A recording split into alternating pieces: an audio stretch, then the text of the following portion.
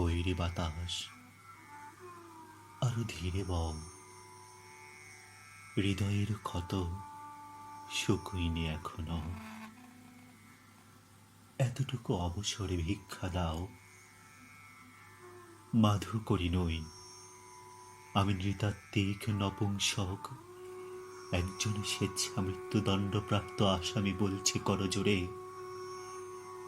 উড়না জালে আটকে পড়া জলফড়িংয়ের ঘন শিহরণ দেখে আমি আর আহত হতে পারবো না। অথচ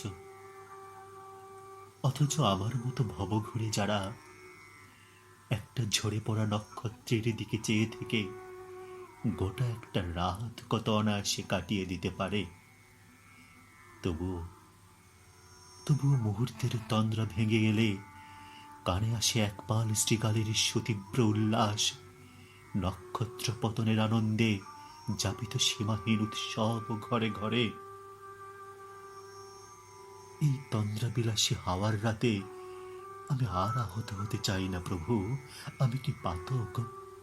আমি আমি আর আহত হতে চাই না প্রভু। মানুষের বিষাদের চোখে কি খুঁজে গেছি আমি?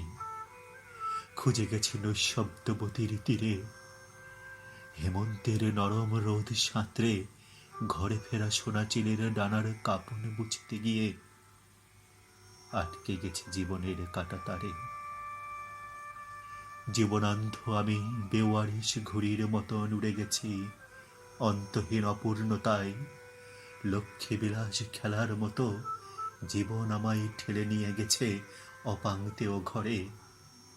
পর্ণমুচি সময়ের বাঘবন্দি ছকে আটক আমি, ক্লান্ত প্রাণ এক।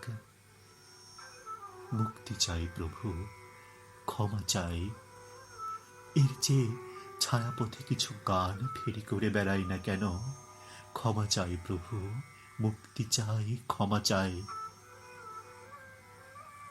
কোথায় কোন আলেয়ার সাথে লুকোচুরি শেষে নীরবে ঘুমিয়েছ তুমি শ্রাবণের পাখি?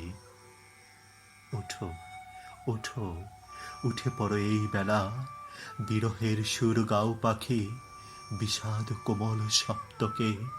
তন্দ্রা বিলাসী হাওয়া তুমি ধীরে বও, তানপুরার মতো ধীরে। মন্দ্র সপ্তকে গাঁথো তুমি বিষাদের অলঙ্কার।